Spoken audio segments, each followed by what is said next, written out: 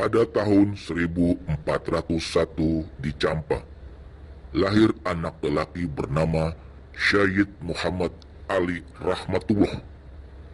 Itulah nama lahir salah satu wali Songo yang lebih dikenal dengan nama Raden Rahmat atau Sunan Ampel. Syed Muhammad Ali Rahmatullah adalah putra Maulana Malik Ibrahim alias Sunan Gresik yang mengikuti jejak ayahnya berdakwah di tanah Jawa. Sebelum mencapai Trowulan, ibu kota kerajaan Majapahit, Syed Muhammad Ali Rahmatullah singgah untuk berdakwah ke Palembang di Sumatera. Berlanjut ke Tuban di tanah Jawa. Kemudian pada tahun 1443 Masehi tiba di Majapahit.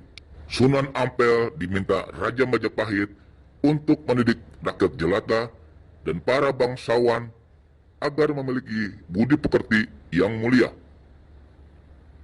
Bahkan, Syed Muhammad Ali Rahmatullah berjodoh dengan Dewi Condrowati atau Nyai Ageng Manila yang merupakan putri dari Adipati Tuban, yaitu Arya Teja. Dari pernikahannya dengan Dewi Condrowati, beliau mempunyai putra dan putri, yaitu Maulana Makdum Ibrahim Sunan Bonang, Raden Kasim Sunan Derajat, Siti Syariah atau Nyai Ageng Maloka, Siti Mutmainah, dan Siti Hafsah. Dari pernikahannya yang kedua dengan Dewi Karomah binti Ki Kembang Kuning, beliau mempunyai beberapa putra-putri, yaitu Dewi Murtasyah, istri dari Sunan Giri, Dewi Murtasimah, istri Raden Fatah, Raden Husamuddin Sunan Lamongan, Raden Jainal Abidin Sunan Demak, Pangeran Tumapel, dan Raden Fakih Sunan Ampel II. Dari pernikahan itu, kemudian nama Syed Muhammad Ali Rahmatullah lebih dikenal dengan sebutan Raden Rahmat. Metode dakwah Raden Rahmat dikenal dengan istilah Moh Limo. Artinya, tidak mau melakukan 5 hal yang dilarang oleh agama, yaitu moh mabok, moh main, moh madon, moh madat, moh maling. Moh mabok artinya tidak mau melakukan mabuk dengan meminum khamar atau minuman keras. Moh main artinya tidak mau melakukan permainan judi, sabung ayam, dan lain-lain. Moh madon artinya tidak mau melakukan jinah. Moh madat artinya tidak mau memakai narkoba. Moh maling artinya tidak mau mencuri dan sejenisnya. Keberhasilan Raden Rahmat mendakwakan Moh Limo menyebabkan beliau diperkenankan menyiarkan agama Islam di wilayah Surabaya, bahkan di seluruh wilayah kerajaan Majapahit. Dalam perjalanan menuju Surabaya, rombongan Raden Rahmat melalui desa Krian Wonokromo hingga memasuki Kembang Kuning.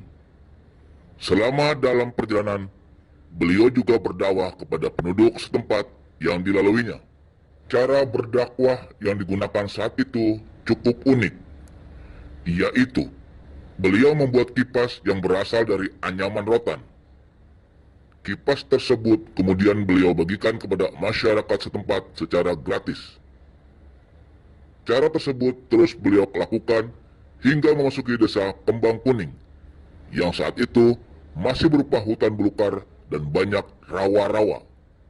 Raden Rahmat beserta rombongan kemudian membuka hutan dan mendirikan masjid sederhana. Kelak, di kemudian hari, masjid sederhana tersebut sudah berkembang menjadi masjid besar dan bagus, dan diberi nama Masjid Rahmat Kembang Kemuning. Di Kembang Kuning, Raden Rahmat berinteraksi dengan 2 tokoh masyarakat, yaitu Ki Waryo Sarojo dan Ki Bang Kuning. Kedua tokoh tersebut dan keluarganya masuk Islam. Hal ini membuat kegiatan dakwah Raden Rahmat semakin kondusif. Begitu sampai di tujuan, hal pertama beliau lakukan adalah membangun masjid sebagai pusat kegiatan ibadah. Karena beliau menetap di Ampel Denta. Kemudian Raden Rahmat lebih dikenal sebagai Sunan Ampel. Selain mendirikan masjid, Sunan Ampel juga mendirikan pesantren sebagai tempat untuk mendidik putra bangsawan. Selain dari kalangan bangsawan, murid-murid Sunan Ampel kebanyakan dari kalangan rakyat biasa. Bahkan, beberapa anggota Wali Songo merupakan murid beliau. Salah satu murid Sunan Ampel yang terkenal adalah Mbah Soleh, seorang petugas kebersihan Masjid Ampel yang perfeksionis. Sehingga tidak ada satupun debu yang menempel di lantai masjid. Sunan Ampel diperkirakan wafat pada tahun 1481 di Demak dan dimakamkan di sebelah barat Masjid Ampel, Surabaya.